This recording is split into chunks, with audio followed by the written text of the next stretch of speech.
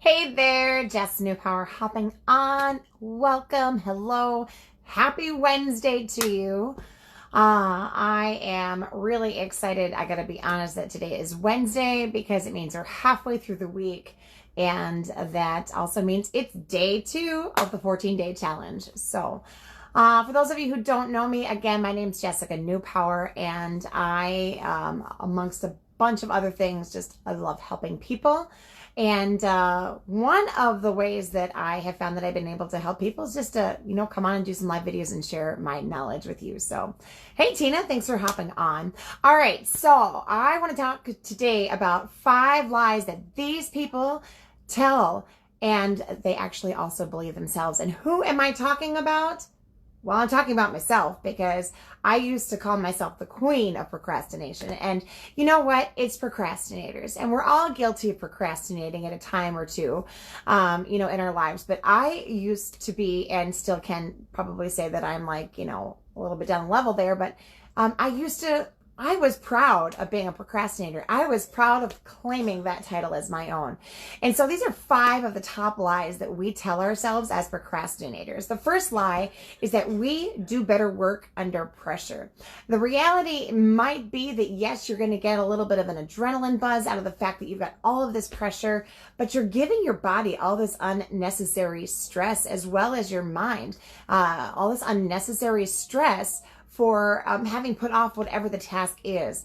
And there are also times that when we lie to ourselves and we tell ourselves that we do better work under pressure, that we are actually, in addition to putting that stress on our minds and our bodies, but we are building up the task in our heads to be that much bigger and that much greater than it actually is. And that is also in turn hurting us. The second lie that I am totally guilty of telling myself, as are most procrastinators, is that we have more than enough time to get it done. We either overestimate or underestimate time in general. And that is such a huge lie. I got to thank Chris, my husband, because of how awesome he has been in my life in regards to really asking me that question. Do you really think that you've given yourself enough time? Because I'll be like, hey, it's just going to take me 5 minutes to do this. 25 minutes later, you just kind of want to see that flashing across the screen. So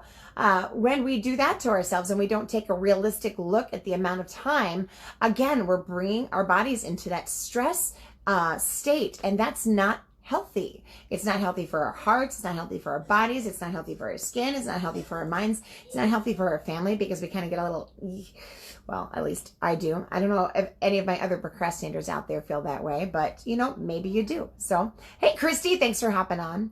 All right, the third lie that we tell ourselves is that I have no time. And that's why we put things off, right? We get ourselves so busy with busy work because we're looking to distract ourselves from the task at hand that needs to actually be gotten done. And so we in turn lie to ourselves and just say that I don't have time, or I'll put it off until tomorrow.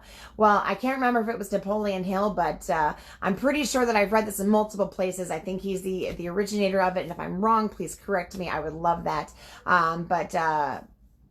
You should do today what others will not do so that you could have tomorrow what others will not have. And that goes for everything, especially all important tasks. And that's got to become a procrastinator's motto. Do today what others will not do so that you can have tomorrow what others will not have, right? So that's the third lie. So let's just recap really quick here. Number 1, we do better work under pressure. No, you don't. Number 2, you have more than enough time. No, you don't. Number 3, you have no time. The fourth lie that we tell ourselves is that you were born a procrastinator. Oh my gosh, this again was my mantra. Oh, that's just who I am naturally. I just always put things off. No, you developed that habit. You created that habit because guess what? I did too. That's how I know you did. And it's a habit that you have to be intentional about breaking as well. And so that is a lie that we tell ourselves too. Nobody is born a natural procrastinator. I promise you that.